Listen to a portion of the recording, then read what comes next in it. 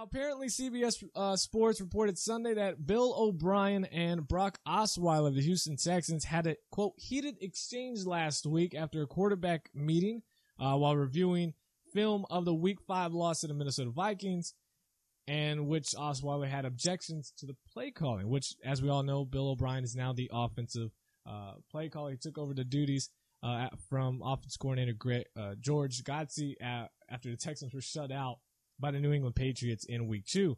So O'Brien, of course, called the report the biggest non-story of the year and said it's a side effect of coaching in an intense environment, which, yeah, I could see it. Yeah, definitely. But O'Brien said it takes time for a coach and his quarterback to develop a style of working together, and he enjoys working with Osweiler. Here's what I get the problem with. Or actually, let's go on to his quote. I think you really have to get to know the quarterback to understand what he likes, what he's comfortable with, and also for that quarterback to understand your style, how you do things, and sometimes that takes a while, end quote.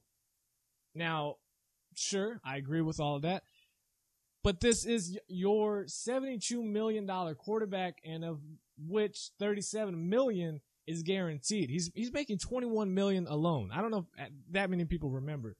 Brock Osweiler, a guy who is not that good, is making $21 million guaranteed this season alone. He'll make another $16 million guaranteed next year. And so for the people that think, oh, you're just seeing a little bit of him and he's not playing that good. No, I got some stats to back it up. Check this out. After 6 games this season, Osweiler is at 59% completion percentage. 59%. The average quarterback is like 66%, 65, maybe 63. 59%. He's got 1,400 yards this season. He has an 8-to-8 touchdown to interception ratio right now. His QBR, for people that are in love with the QBR stats and the new rating system that they have, he's at a 48.9. If you want to know what's good, 90s are good. 90s are good. 48.9. To put that in some context for you, in case you don't really know where everybody else is at, there are 28 other starting quarterbacks that have a higher QBR rating, a QBR, this season than Osweiler.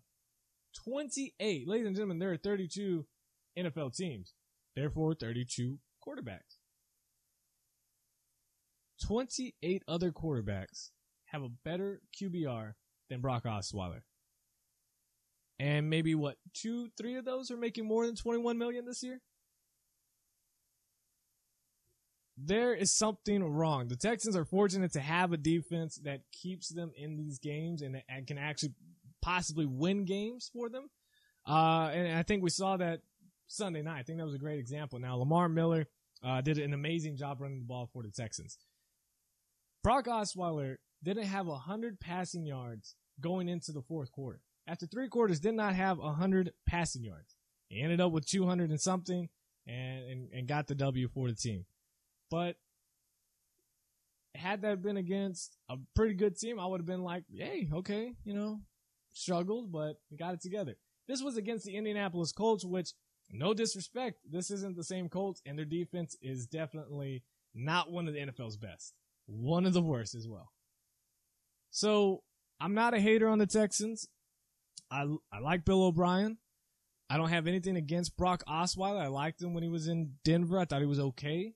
I made it clear that he was not worth $72 million. And he's definitely showing that he's not anywhere close to that. Brandon Whedon did a much better job with the Texans last season. All 4 of those other quarterbacks last season did a better job than Brock Osweiler did. And there should be no reason you don't have 100 passing yards with the targets that the Texans like to talk about with Hopkins and Miller and Will Fuller. 100 passing yards, that's not good. Not good at all.